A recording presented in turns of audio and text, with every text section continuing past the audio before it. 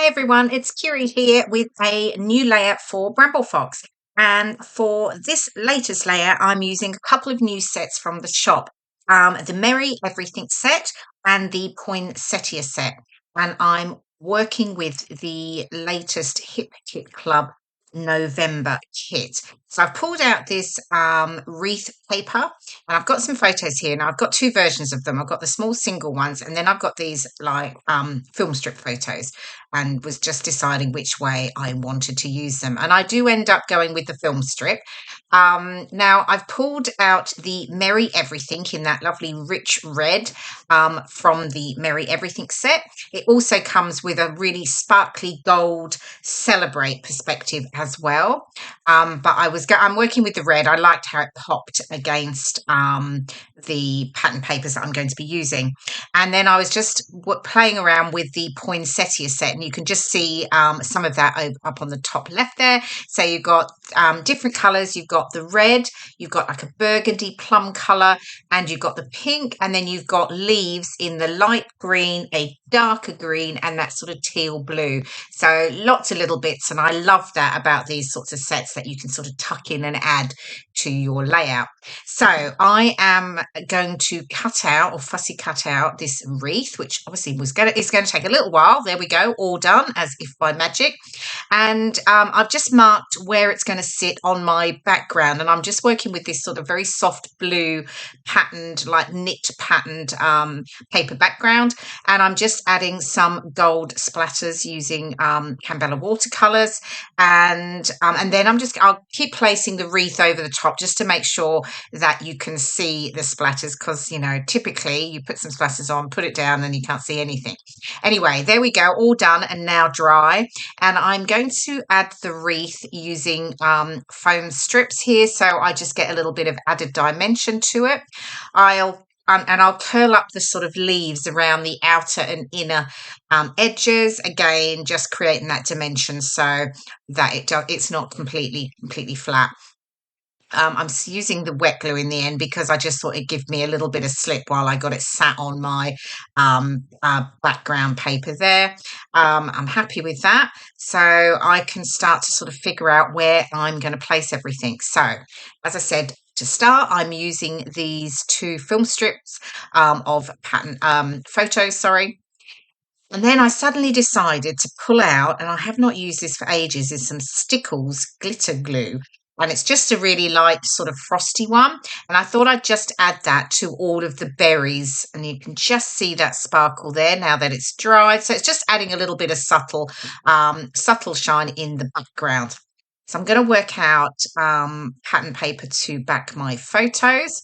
And my photos are actually of a very recent night out with a group of lovely ladies that I volunteer with at the local Isabel Hospice shop in the village near where I live.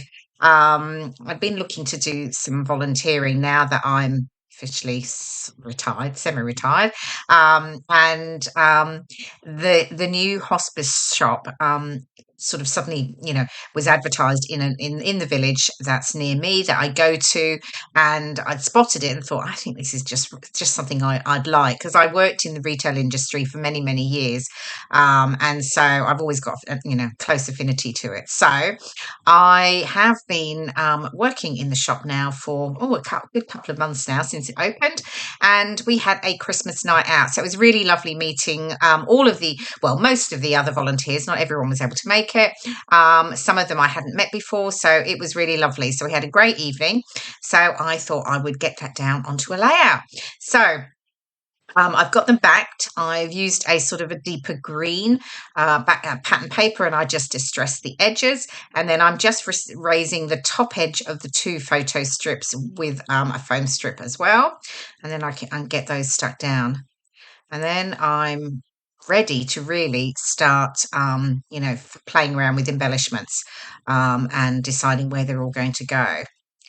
Okay, I was just adding a little bit of extra foam pad underneath that top corner there because otherwise it's sat above on nothing really. Okay, so I've pulled out some of the matching ephemera and I'm just playing around with which bits I'm going to use.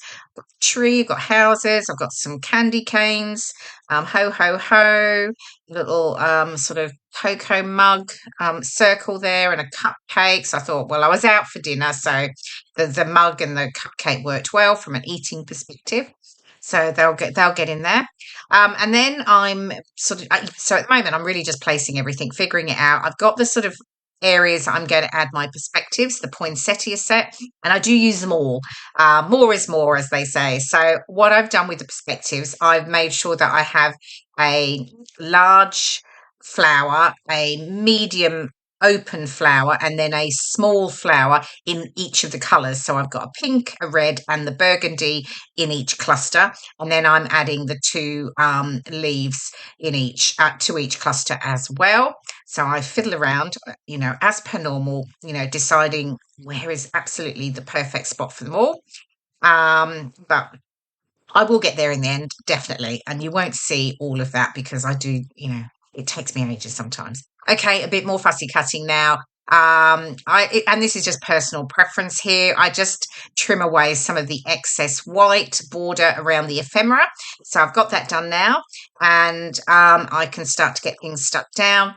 So I just have a little sentiment there that love, joy, and celebration that worked well.